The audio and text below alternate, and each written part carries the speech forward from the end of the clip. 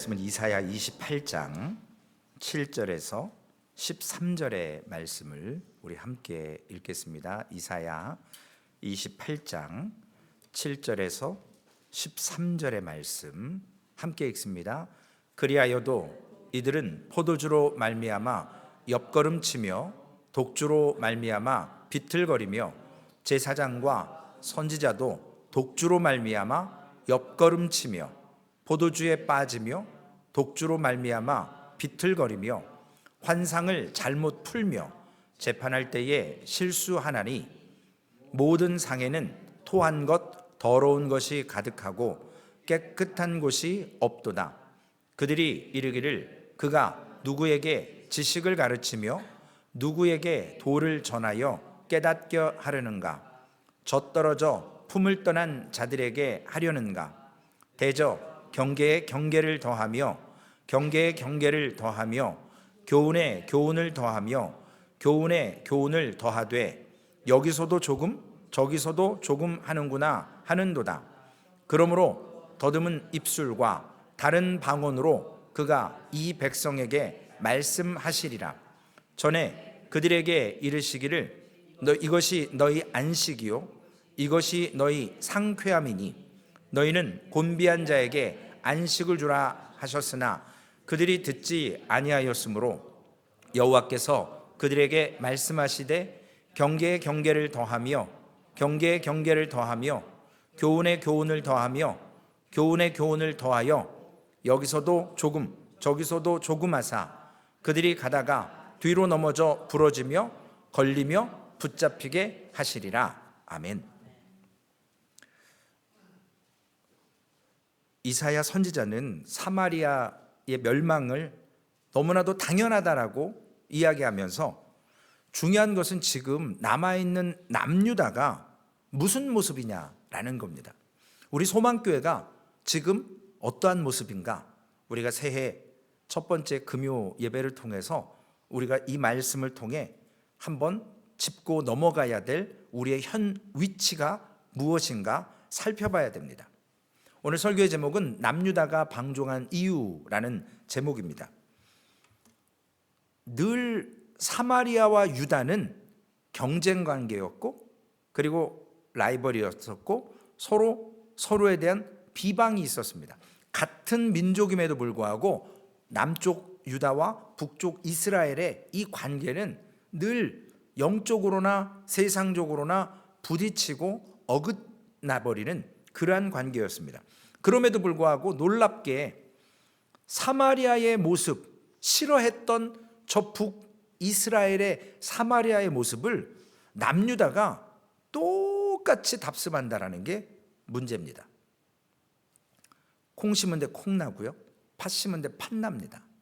우리가 남을 판단하고 비판할 때 나 역시도 판단받고 비판받게 됩니다. 오늘 먼저 7절 말씀에 반복되는 말씀이지만 그리하여도 이들은 포도주로 말미암아 옆걸음치며 술 취하면 갈짓자로 이렇게 비틀비틀거리잖아요. 독주로 말미암아 비틀거리며 근데 누가요? 제사장과 선지자도 독주로 말미암아 옆걸음치며 일반 백성만 그러는 게 아니에요. 포도주에 빠지며 독주로 말미암아 비틀거리며 환상을 잘못 풀며 다니엘처럼 잘 풀어야 되는데 하나님이 주신 대로 술 취하니까 환상을 잘못 풉니다. 재판을 어떻게 하죠? 실수하게 됩니다. 맨정신이 아니라는 거죠. 술 취한 백성을 하나님은 너무나도 싫어하는데 유다 백성도 마찬가지로 사마리아가 술 취했다, 영적으로 타락했다 그러면서 남유다도 똑같은 제사장, 선지자, 백성, 재판자 이런 모든 면에서 같이 비판했던 북이스라엘 사마리아를 남유다도 똑같이 하며 자신들도 술에 취해서 비틀거리고 옆걸음치면서 환상을 잘못 풉니다. 자기 멋대로 푸는 거죠. 하나님이 주신 대로가 아니고 재판도 실수해버립니다. 왜 그렇게 됐을까요? 나는 북이스라엘과 달라. 나는 니들과 달라. 이런 자만심 때문에 그래요. 우리가 누구를 지적할 때 사실은 나의 모습을 더 바라보며 내가 더 많은 것을, 연약한 것을 깨달아야 되는 것이 하나님의 말씀이죠. 누군가를 지적하기 전에 내 눈 속에 들보를 보라고 말씀하지 않습니까? 유다가 왜 이렇게 자만심에 빠져서 아유 저 사마리아 쌤통이다, 잘 망했다 이러면서 남유다도 망해가면서 지금 그 자만심에 빠지는 두 가지의 이유를 오늘 본문은 이야기합니다. 첫 번째는 라이벌이었던, 경쟁 상대였던 북이스라엘 사마리아가 없어졌어요. 망했어요. 늘 우리 성경에 야곱과 에서의 관계 같다라는 거죠. 야곱과 에서의 관계가 우리에게 북이스라엘과 남유다의 관계를 너무나도 쉽게 풀이해 줍니다. 야곱은요, 어찌됐든 속이든 어쨌든 하나님 앞에 기도했었고 하나님의 말씀을 붙잡았던 사람이에요. 늘 에서보다 약했어요. 힘으로나 모든 능력으로. 그런데 딱 하나 하나님의 말씀을 붙들고 있었어요. 욕심이 있었죠. 에서에게는 반면 피지컬적으로나 세상적으로나 잘되고 능력 있고 활 쏘고 사냥잘하고 몸에 터프하게 털도 많이 나고 남자다웠어요. 그런데 제대로 된 신앙이 에서에게는 없었어요. 세상에서는 잘 돼요. 그러나 영적으로는 꽉 막혀 있어요. 환상도 못 보고 하나님도 바라보지 않고. 그런데 늘 야곱과 에서는 라이벌 관계에 있었습니다. 그러니까 에서가 이런 말을 하죠. 신앙이 다냐? 신앙만 있으면 뭐해? 너 가진 거 쥐뿔도 없잖아. 돈이 있어야 힘이 있는 거야 세상에서는. 이런 식으로 얘기하고요. 야곱은 뭐라 그러죠? 돈과 힘이 세상에서 다 되냐? 제대로 된 신앙이 있어야지. 넌 신앙 없잖아. 나는 있어. 너는 돈 없잖아. 나는 있어. 이런 식으로 서로 아웅다웅하고 늘 라이벌로 그런 식으로 살았습니다. 그런데 야곱에게요, 성경엔 나오지 않지만 에서처럼 세상에서 잘 되고 싶어하는 에서와 같은 마음이 솔직히 없었을까요? 인간인데 왜 없었겠어요? 성경은 얘기하지 않지만 야곱에게 분명히 그러한 에서의 그 장점에 대한 사모함이 있었을 거라고요. 세상에서 잘 되는 모습을 갖고 싶었을 거라는 거죠. 늘 마음속에 에서처럼 영적으로나 육적으로나 이러한 욕망이 있었을 겁니다.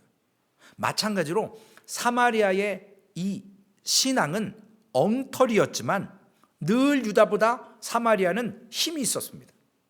사이즈도 달랐어요. 지파 수에서 벌써 이건 게임이 안 돼요.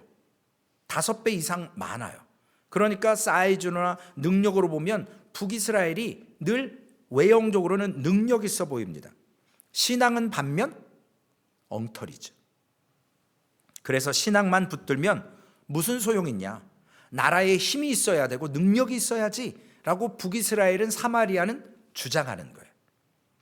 그래서 유다 지파 남유다를 업신여겼습니다. 아유 이 지질이 힘도 없는 지파, 이 소수 민족이라고. 같은 민족이지만 또 유다는요 반면 사마리아를 보면서 너희는 예루살렘 없잖아. 여기가 성전이야. 너희들은 사입이야. 이런 식으로 서로 아웅다웅합니다. 신앙 없는 잘됨, 부강함을 남유다는 비웃었어요. 너네 능력 있으면 뭐하냐? 너희 곧 망할 텐데. 이미 망했죠. 그런 눈의 가시와 같은 꼴배기 싫은 사마리아가 먼저 폭삭 망하자 유다가 라이벌이 없어지니까 속이 다 시원한 거예요. 뻥 뚫려갖고 저 꼴배기 싫은 인간들 잘 됐어. 망했어. 끝났어. 이때 남유다는 긴장했어야 되는데 사마리아가 했던 멸망의 길, 술 취하고 방탕한 그 비틀거림을 똑같이 빠져서 남유다도 똑같은 행동을 합니다. 우리는 항상 장미에 가시가 있듯이 우리 눈에 가시가 있어야 됩니다. 그래야 우리를 자만하지 않게 해요. 나를 격동시키는 분인 나의 존재가 우리와 늘 가까이 있어야 우리는 나를 돌아볼 수 있거든요. 목사에게도 꽝 잡는 매처럼 목사에게 지적하는 분이 계셔야 되거든요. 저는 그나마 다행히 한 분 계셔서 그나마 제가 실수하고 잘못할 때 그런데 우리가 이런 긴장감이 있어야지 나의 부족함을 깨닫는데 지적할 사람이 없어요. 스트레스를 받지 않으니까 어떻게 되느냐? 타락하는 거예요. 내 맘대로 할 수 있는 거예요. 누구랑 경쟁하기보다 내가 하고 싶은 것을 자유롭게 할 수 있는 기회를 갖습니다. 우리 집에, 우리의 삶에 어떤 연약한 사람이 있거나 좀 힘겨운 사람, 한국은 수험생들 난리 나죠. 부모보다 더 상전이잖아요. 고3만 되면 떠받들고 숨소리도 못 내고 1년 동안 숨죽여 그 눈치 보며 자녀의 비율을 맞춰야 돼요. 대학 간 다음에 이제 지 알아서 하는 거고요. 혹은 신앙생활에 있어서도 불신자의 가족이 있을 때 우리는 늘 긴장하면서 감사한 삶을 살 수 있게 되는 거죠. 누군가 연약함을 통해서. 근데 그것마저 없으면 우리는 세상 사람과 별반 다르게 종교적으로 교회 생활하기 딱 좋은 남유다의 모습처럼 사마리아의 술 취함과 방탕함을 답습하게 돼 있다는 겁니다. 두 번째로 경쟁 상대가 없었기 때문에 남유다가 방종했습니다. 두 번째로는 북이스라엘 사마리아가 딱 망하니까요, 유다에 갑자기 물질적인 풍부함이 딱 와버렸어요. 태평성대를 이루고요, 전보다 훨씬 더 좋은 안락한 물질의 삶을 딱 갖게 되니까 기도할 필요가 없어지는 거죠. 예배에 대한 목숨 거는 이유가 없어요. 영적 긴장감이 싹 빠져버리는 거죠. 자기 만족에 빠지기 시작했어요. 즐겨야죠. 그동안 못 누렸던 거. 이 영적인 그 이완작용을 붙들어야 되는데 그냥 확 풀어져 버린 거죠. 그때 제사장이나 선지자마저도 오늘 본문의 말씀에 보면 술 취했다 그랬습니다. 여러분, 제가 여기 독주 마시고 막 혀꺼부로 앉을 소리 할렐루야 여러분 막 이러면 여러분들 목살 잡고 끌어내리셔야 될 거 아니에요. 근데 앉아있는 사람도 헬렐레 하고 하는 사람도 헬렐레 하고 이거 진짜 개판 5분 전인 거죠. 누군가 지적할 사람도 없고 너무 얽매여 있다가 불을 얻으니까 그걸 주체를 못해요. 결국 거기에서 하나님을 두려워하지 않고 자신들의 실력으로 뭔가 얻고 성취한 것처럼 자신들을 믿기 시작하는 겁니다. 그 결과가 8절의 말씀이에요. 본문 8절. 모든 상에는 토한 것, 더러운 것이 가득하고 깨끗한 곳이 없도다. 이제 막 다 부어라 마셔라 했으니까 이게 소화가 안 되잖아요. 그러니까 이런 8절의 말씀처럼 온 사방에 이런 오물들이 널려 있습니다. 결국 정신적인 기근이 왔어요. 물이 없어서 기갈이 아니라고 그랬죠? 여호와의 말씀이 없는 기갈이라는 거예요. 이런 영적인 긴장감이 없다 보니까 술 취하고 더러운 말, 사상, 잘못된 철학이 막 튀어나오는 거예요. 여기에서 말하는 우리의 토사물은 우리가 생각하는 뚜렷한 거 말고요, 영적인 의미에서 이 마음에서 하나님 앞에 신령과 진정으로 살지 않으니까 예배가 없고 예배가 형식적으로 돼서 하고 싶으면 막 다 짓거리는 거예요. 본성으로 반응하는 거예요. 그러니까 마음속에 있었던 것이 필터 없이 절제가 안 되고 그냥 해버리는 겁니다. 그리고 사상적으로도 판단하기 시작하는 거죠. 나는 이렇게 했는데 너는 왜 이렇게 하냐, 이렇게 돼버리는 거예요. 이게 결국은 남유다 사회 전체를 오염시키기 시작했어요. 생각해 보세요. 영적인 제사장 그리고 재판하는 그러한 사람들, 선지자들, 하나님의 말씀을 먼저 받아서 백성에게 듣기 싫어도 선포해야 되는데 술 취해서 똑같아지는 겁니다. 우리가 야생 짐승들과 함께 살지 못하는 이유가 뭐죠? 지금은 고양이하고 애완견들을 배변 훈련을 시켜서 데리고 살잖아요. 그런데 야생 동물들을 우리가 데리고 살지는 못해요. 마구간이라든지 밖에서 키웁니다. 왜 그럴까요? 얘네들은 배변 훈련이 안 돼요. 짐승이기 때문에 자기네들 하고 싶은 대로 아무데나 푸핑하고 아무데나 피피하고 훈련이 안 된다고요. 그렇기 때문에 우리가 함께 살 수가 없고요. 말과 한 방에서 살다가 말이 나이트메어, 무서운 꿈 꿔서 뒷발로 차버리면 우리 즉사합니다. 같이 살 수가 없어요. 왜냐? 아무 데서나 배설하고 그들의 파워가 우리의 파워가 다르기 때문에 우리가 구별되어야 되는 거예요. 영적인, 정신적인 이러한 오물들이 남용하는 이러한 것들. 그렇기 때문에 가장 중요한 이러한 정신적인, 신앙적으로 걸러지지 않는 이러한 오물들에 대해서 날마다 추악하고 더러운 생각이 올라올 때마다 그걸 정죄할 수 있는 신앙이 있어야 되는데, 예배 자체가, 제사 자체가 무너져 버렸기 때문에 저들은 이러한 악한 생각이 필터 없이 나오는 거죠.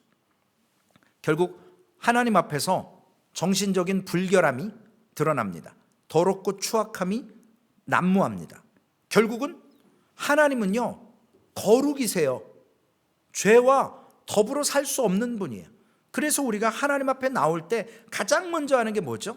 우리의 죄를 고백하고 죄의 사함을 받고 하나님 앞에 찬양하고 예배하는 거예요. 우리가 기도할 때 왜 기도로 시작합니까? 우리의 연약함을 고백해서 용서함 받고 하나님께 오늘 결단하며 예배하겠습니다 라는 믿음의 고백이지 않습니까? 회개로 나아가지 않으면 거룩하신 하나님과 교제할 수가 없습니다. 그런데 마태복음 5장과 7장에 이러한 말씀을 통해서 우리에게 주시는 예수님의 삶을 우리가 볼 수 있게 됩니다. 아무리 유다 백성이라고 해도요, 하나님이 선택한 백성이라고 해도 그들이 한순간도 죄를 생각하지 않고 결단하고 이러지 못하거든요. 우리도 그렇지 않습니까? 연약한 존재이기 때문에 우리가 영적으로 긴장해야 돼요. 누군가와 얘기할 때 나보다 어른이거나 어떤 삶에 있을 때 가족처럼 편안하게 그냥 평상시 쓰던 말 쓰는 게 아니고, 남과 만날 때, 그리스도인과 만날 때, 어른과 만날 때 우리의 긴장이 필요하거든요. 쓸 말과 쓰지 말아야 될 모습들이 있습니다. 그런데 오늘 이러한 모습들을 하나님 앞에 전혀 필터링 되지 않고 걸러지지 않고 그저 술 취해서 본성대로 나가니까 남유다의 방종의 모습이 이렇게 되는 것입니다. 온 사방천지가 더러운 말, 음란한 생각, 이런 모든 사상으로 되어 있어서 어디 한 곳 밟을 데가 없다라는 것입니다. 깨끗한 데가 없는 거예요. 그러니까 이러한 방종의 원인이 무엇이냐는 거죠. 본문 9절 말씀입니다. 하나님께서 이렇게 말씀하세요. 그들이 이르기를 그가 누구에게 지식을 가르치며 누구에게 도를 전하여 깨닫게 하려는가? 젖떨어져 품을 떠난 자들에게 하려는가? 여러분, 캐톨릭이 큰 집이 아니고 기독교가 거기서 떨어져 나온 작은 집이 절대 아니에요. 초대교회가 캐톨릭입니까? 기독교입니까? 초대교회가 기독교예요. 캐톨릭은 중간에 잘못 기독교 안에서 나온 이단들인 거예요. 근데 캐톨릭이 더 문제가 생긴 게 뭐냐면, 이제 정경 유착을 했고요, 정치와 연합을 했고, 그래서 종교적으로 타락했고, 사제들만 성경을 갖고 있었어요. 일반 공예라고 얘기하는, 성도라고 얘기하는 신자들에게는 성경을 주지 않았습니다. 왜냐? 내 편한 대로, 사제 편한 대로 자기네들만 갖고 그걸 이용했어요. 그러니까 마르틴 루터가 당시 인쇄 기술이 발달되는 역사적인 사건과 딱 맞물려서 성경이 번역되기 시작하는 거예요. 일반 모든 성도들이 성경을 다 갖고 나니까 사제들 하는 짓이 하나님 말씀이 아니었고, 우리를 잘못 가르쳤고, 우리가 본질적인 하나님의 말씀이 아니라 인간이 변개시킨, 인간을 위해서 복종하고 숭배하게 만드는 그러한 지식과 철학으로 흘러가 버린 것을 깨닫기 시작하는 겁니다.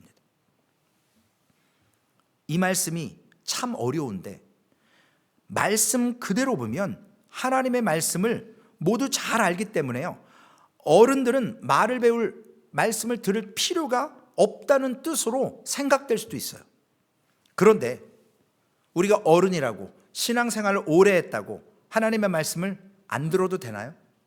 들어야죠. 왜냐? 젖된 어린아이가 이제는 더 이상 젖을 먹지 않고 단단한 음식으로 먹어서 성장하는데 많은 에너지를 공급받아야 됩니다.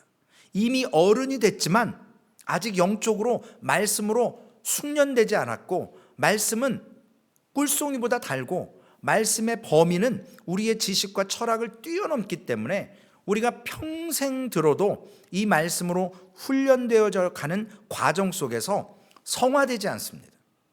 온전해지지 않습니다. 예수 그리스도의 재림의 때에 성화되어져요. 그때까지 우리는 말씀으로 끊임없이 나를 쳐서 복종시켜야 되고, 하나님의 말씀을 무시하면 안 되고, 듣고 또 들으면서 하나님의 말씀의 깊이를 깨달아가야 되는 것입니다. 그런데 제사장들이, 선지자들이 어떻게 했습니까? 자신들의 수준에서 말씀을 가르치기 시작하는 거예요.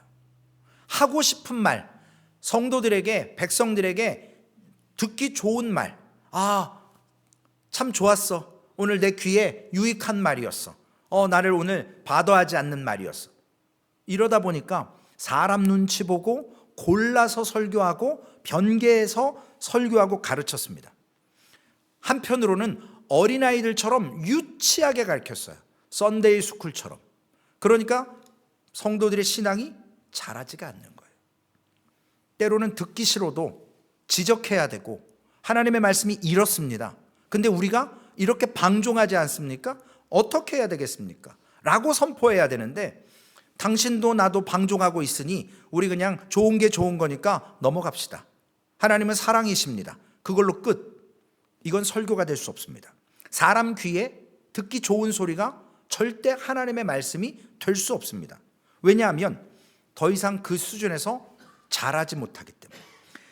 가장 중요한 이유는 뭐냐면요, 말씀을 가르치는 자가, 목사인 저에게 먼저 해당됩니다. 그 말씀을 잘 믿질 않아요. 이게 문제거든요.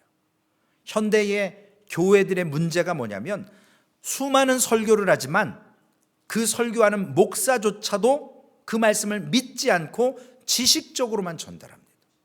그렇기 때문에 영적 권위나 파워가 없어요. 하나님의 말씀을 듣든지 듣지 않든지 싫은 소리 들어도 말씀 있는 그대로 선포해야만 성도들의 마음에 찔림이 있고, 오늘 목사 되게 세게 얘기하는데 오늘 날 잡았네, 신년 초부터 왜 저러지? 이러한 얘기를 듣는다 할지라도 말씀에 있는 성령의 검처럼, 우리가 송구영 신님의 때 말씀 나눴던 것처럼 벗어야 될 게 있잖아요. 우리 육체적인 것. 그걸 원어적으로 뭐라고 말씀드렸죠? 칼로 잘라버린다고 말씀드렸어요. 잘라버려야 돼요. 몸에 암덩어리 있으면 당장 병원 가서 빨리 자르려고 막 그냥 있는 인맥 없는 인맥 다 동원해서 병원 찾고 의사 찾고 병실 잡고 막 수속하잖아요. 근데 영적인 무지는 깨닫고 싶지 않아요. 왜냐? 깨달으면 깨달을수록 불편하거든요. 그걸 지켜야 되니까요. 피곤해지는 거야. 경험하고 깨달으면, 성숙해지려면 패해야 되거든요.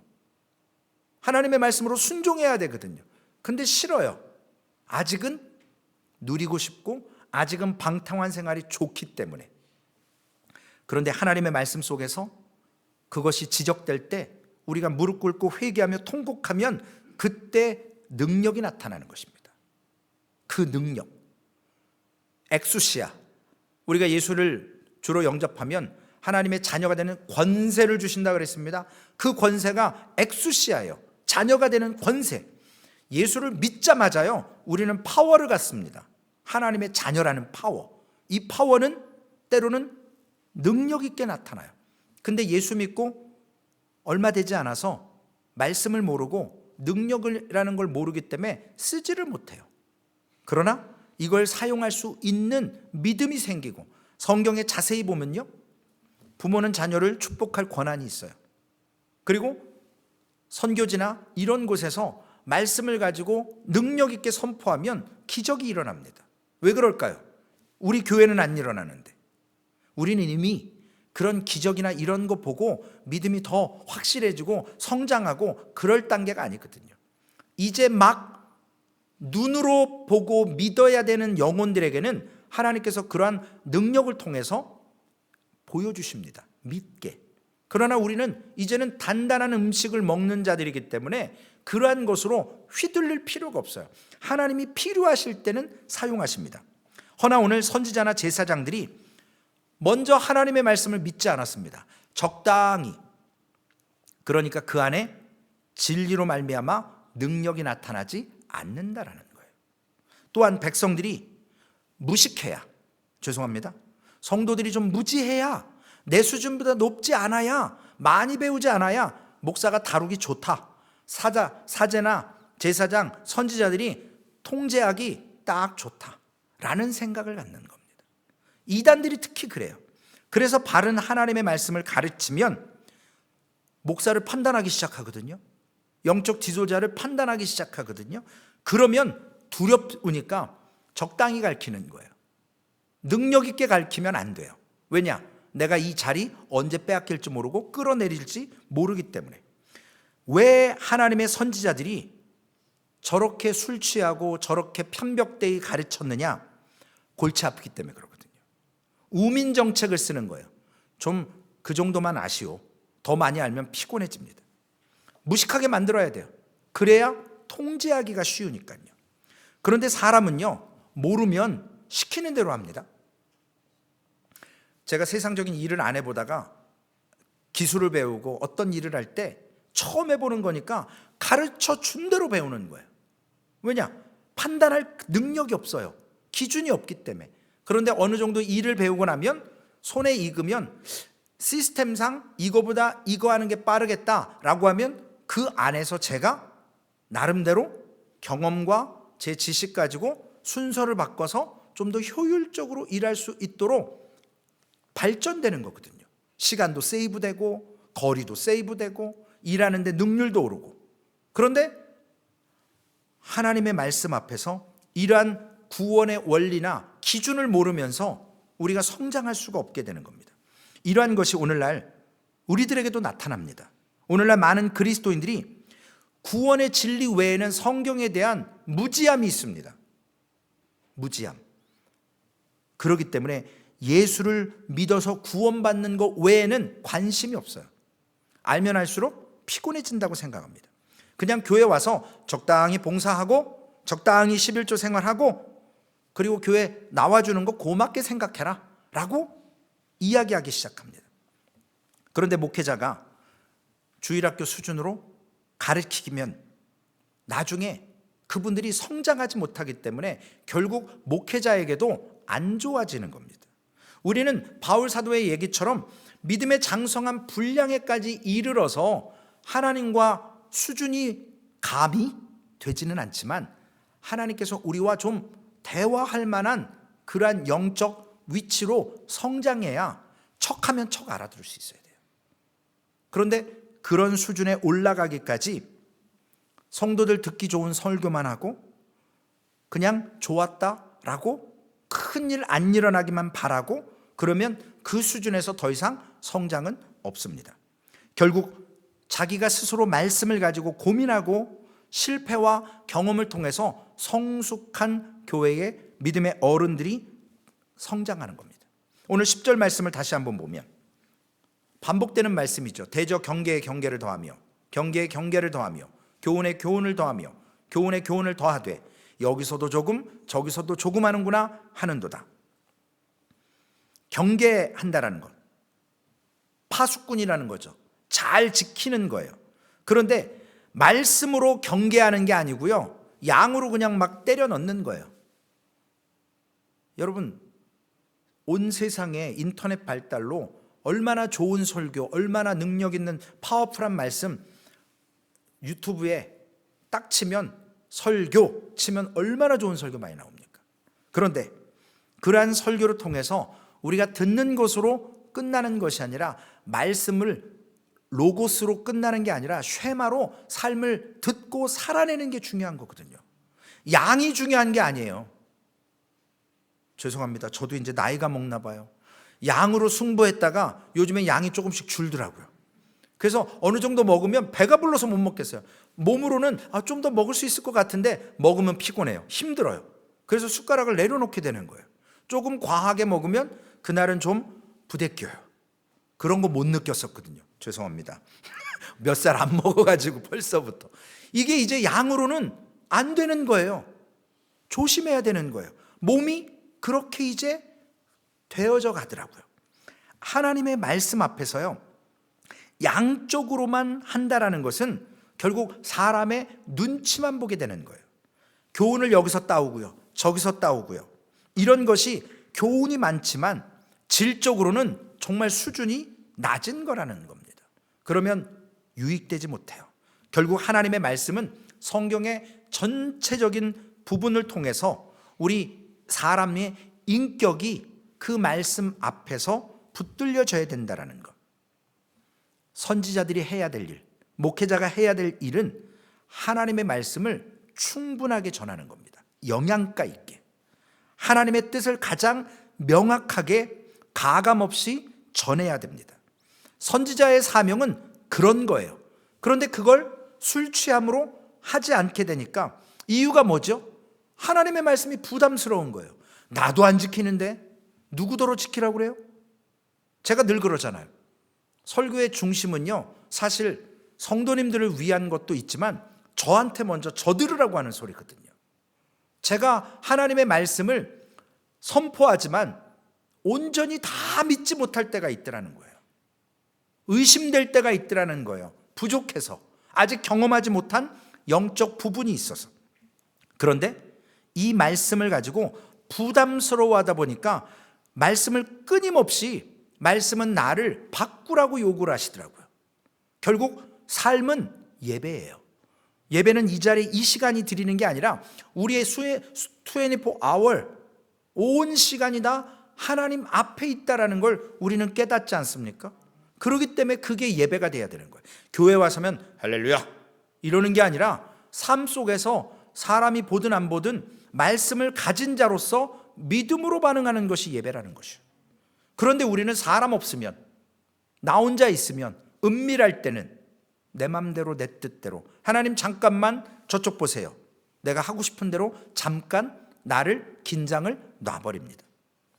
여러분, 사람이 어떻게 바꿉니까?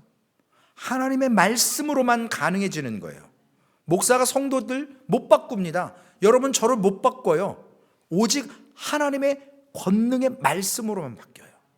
우리가 오늘날 기독교가 타락하고 침체하는 이유가 뭐냐면 이 말씀을 분명하게 전하지 않기 때문에 그렇습니다. 저는 모르겠습니다. 왜 순서가 이렇게 돼서 오늘 이 설교를 새해 첫 금요 예배 때 하는지 저도 이해가 안 가요. 근데 우리가 말씀을 따라가다 보니까 공교롭게도 오늘 이 본문입니다. 11절 12절 말씀에 보면 아무리 양으로 승부한다고 해도, 아무리 설교하고 강의한다고 해도, 하루 종일 예배를 드린다고 해도 그러므로 더듬은 입술과 다른 방언으로 그가 이 백성에게 말씀하시리라. 전에 그들에게 이르시기를 이것이 너희 안식이요 이것이 너희의 상쾌함이니 너희는 곤비한 자에게 안식을 주라 하셨으나 그들이 듣지 아니하였으므로 더듬은 입술과 다른 방언으로 그가 이 백성에게 말씀하시리라. 즉 이방인의 통치를 받게 된다라는 거예요. 이 유다 백성들이요, 이방인의 언어를 좋아하고 문화를 좋아하는 거예요. 왜냐? 예루살렘은 하나님의 선택한 나라고 하나님의 말씀이 임하는 곳이기 때문에 그곳은 늘 거룩했었고 그들은 거룩한 삶을 살았어야 돼요. 나그네 오건 손님이 오건 항상 대접하는 그런 예루살렘 성이었습니다. 근데 영적으로 타락하니까요, 하나님의 말씀을 온전히 선포가 되지 않으니까 그들이 나그네가 와도 섬기지 않고 가난한 자를 봐도 쳐다도 안 보고 자기네 배불리기에 바빠졌어요. 그리고 지나가는 이방인들의 화려함과 능력을 바라보며 그들의 언어까지도 부러워했습니다. 그러니까 하나님께서 뭐라고 그러시냐면 너네 거기 가서 마음껏 이방인 언어 한번 써봐. 그리고 포로로 가게 하시는 거예요. 하나님께서 말씀이 그들의 안식이며 상쾌함이라고 했습니다.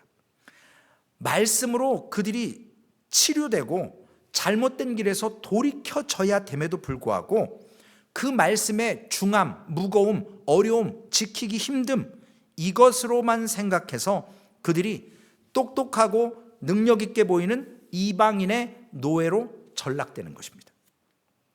그래서 13절에 하나님께서 다시 한번 또 말씀하시죠. 반복되는 말씀. 여호와께서 그들에게 말씀하시되 경계에 경계를 더하며 경계를 더하며 교훈에 교훈을 더하며 교훈에 교훈을 더하고 여기서도 조금 저기서도 조금 하사 그들이 가다가 뒤로 넘어져 부러지며 걸리며 붙잡히게 하시리라. 말씀을 대충 들으니까요 띄엄띄엄 아는 거예요. 말씀은요 구슬이 꿰지는 것처럼 연결이 쫙 돼서 관통되어져야 되거든요. 저도 아직 부족해서 창세기부터 계시록까지 다 꿰지 못해요. 솔직히 말씀드립니다. 성경을 읽고 깊숙이 부분을 아직 다 하나님 앞에 기도하며 말씀을 접하지 않아서 제가 못 깨닫는 부분들이 너무나도 많아요. 그러나 그 순간순간 하나님께서 이어져 가고 연결하시는 말씀이 있다고요. 경계를 허무는 하나님의 은혜가 있다고요. 그러한 것을 깨달으면서 그걸 넘어가야 되는데 뒤로 넘어져 부러지고 걸려서 붙잡히게 됩니다. 이 말씀이 오히려 걸림돌이 되기 시작한 거예요.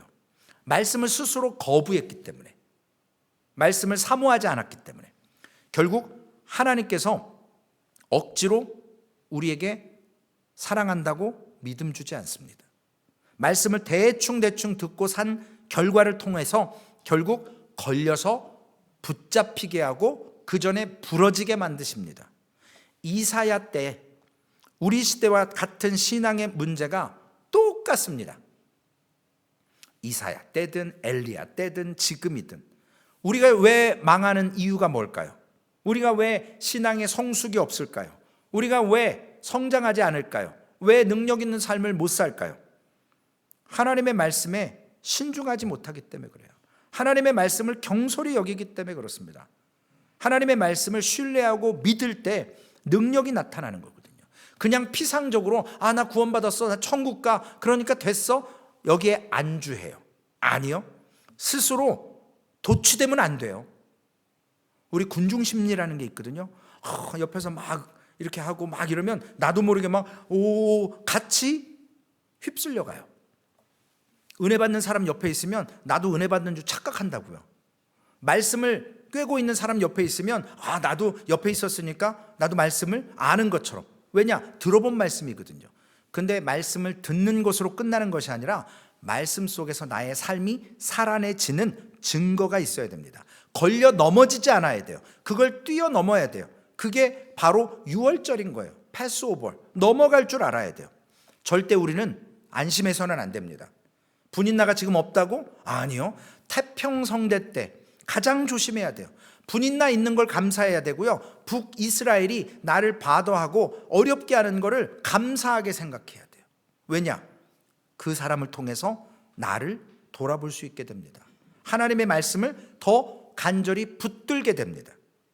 2025년도에는요 소망교회가 정말 과감하게 벗어버려야 될 건 칼로 잘라버리자고요.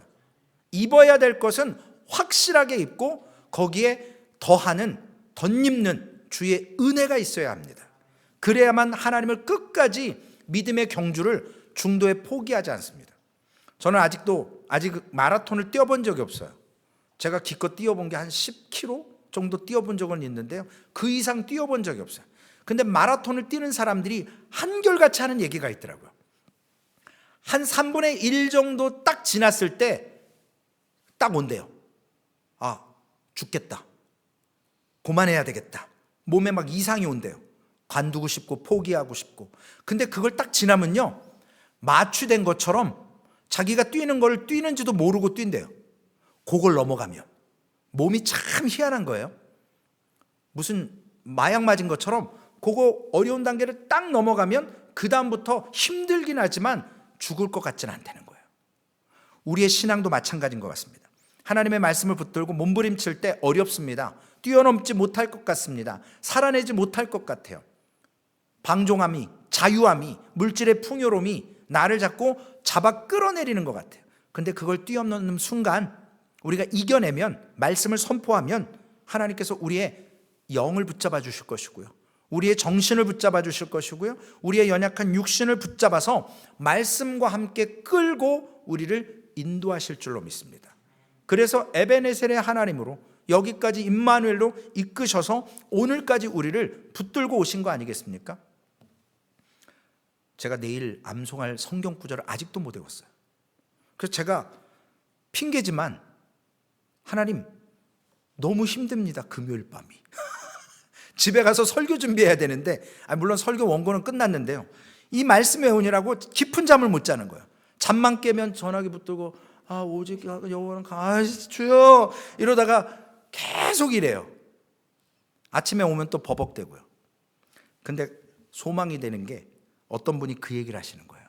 연기자인데요, 이 본문을 얘기를 하시는데 뭐라고 얘기하냐면, 연기자들이요 대본을 기가 막히게 외운대요.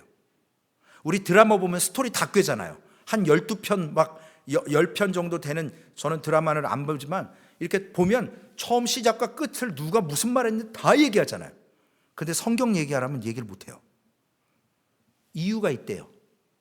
성경은요 깊이 묵상하지 않으면 외워지지가 않는다는 거예요. 그래서 제가 회개를 했어요. 하나님 죄송합니다. 금요일만 되면 발에 불 떨어진 것처럼 금요일만 외워대니 이게 외워질 리 없죠. 깊이 묵상하지 않으니까요. 깊이 묵상하라는 거예요. 그래서 제가 오늘은 한자 한자 써봤습니다. 한자 한자. 근데 아직도 깊이 묵상이 안 돼요. 오늘 밤에 가서 또 치열한 싸움을 싸워야 돼요. 이 말씀을 붙든다라는 것, 우리가 암송한다라는 것, 그래서 내 마음의 신비로 새기는 2025년도가 돼서 우리가 남유다처럼 방종하지 말자고요. 자만심 갖지 말자고요. 분인나 없는 걸 너무 해피해하지 말자고요. 우리의 상황 앞에 놓여있는 현실 속에 하나님은 우리의 이 신앙의 문제를 능히 이기고도 남을 수 있는 근거되는 말씀을 주셨습니다. 오늘 말씀으로 승리하고 말씀을 붙들며 오늘 이 밤도 하나님과 동행하며 우리의 삶에 하나님의 은혜가 있으시기를 주님의 이름으로 축원을 드리겠습니다. 좋으신 아버지 하나님 감사합니다. 하나님 늘 우리를 사랑해 주시고 지난 한 해 동안도 여호와께서 아버지 하나님 붙들어 주셔서 여기까지 인도하셨습니다.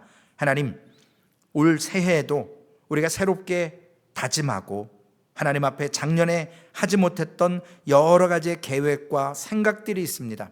그러나 가장 중요한 것, 하나님의 말씀 앞에서 붙들리는 삶이 되기를 원합니다. 하나님의 말씀을 더욱더 깊이 깨달아서 아버지 하나님 그 심오한 하나님의 말씀을 통해서 아버지 하나님 시대가 바뀌고 환경이 바뀌고 사람이 바뀌어도 나는 이 말씀으로 인하여서 요동치 않을 수 있도록 주님 올 한 해 말씀으로 인하여서 주님 살아가는 믿음의 삶 되게 하여 주옵소서. 작년보다 성숙되기를 원합니다. 더욱더 믿음으로 서기를 원합니다. 아버지 하나님 분인나가 있다고 불평할 것이 아니라 그 분인나가 나의 기도의 동역자가 되고 나와 함께 하나님 앞에 사역자로 쓰임받을 수 있도록 주님 품게 하시고 함께 지어져 갈 수 있도록 주님 인도하여 주시옵소서.